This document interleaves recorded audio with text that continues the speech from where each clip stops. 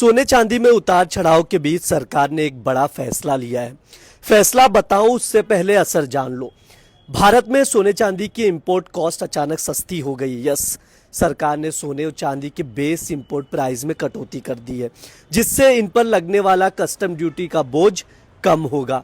ये जानकारी सीबीआईसी यानी central board of indirect taxes and customs की ओर से नोटिफिकेशन में दी गई है। अब समझते हैं कि आखिर इससे बदला क्या। सरकार ने सोने का बेस इंपोर्ट प्राइस करीब $50 घटाकर $1518 प्रति 10 ग्राम कर दिया। वहीं चांदी का बेस इंपोर्ट प्राइस $800 से ज्यादा घटाकर $2657 प्रति किलो कर दिया गया है। यानी अब सोने और चांदी मांगने पर ड्यूटी की गणना कम कीमत पर होगी और इससे इंपोर्टर्स को राहत मिलेगी। लेकिन ध्यान देने वाली बात यह है कि यह राहत किन्हें मिलेगी और क्यों मिलेगी। ड्यूटी में कटौती का फायदा मिलेगा सिर्फ उन्हें, जैसे मैं आप लोगों को एग्जाम्पल के तौर पर बता देता हूं, हाई प्योरिटी गोल्ड बार को, गोल्ड कॉइन को, सिल्वर बुलियन और सिल्वर मेडलियन को। लेकिन ज्वेलरी, कीमती धातुओं से बनने वाले आर्टिकल और पोस्ट, कुरियर या पैकेज जैसे आने वाले सोने चांदी इस दायरे में शामिल नहीं है।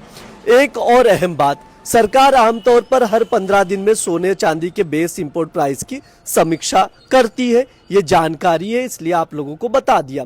चांदी के दाम आखिरी बार 27 जनवरी और सोने के दाम 22 जनवरी को बदले गए थे। एक बात ध्यान देने वाली है कि सरकार ने बेस इंपोर्ट तब घटाई जब कीमतें रिकॉर्ड हाई पर थी।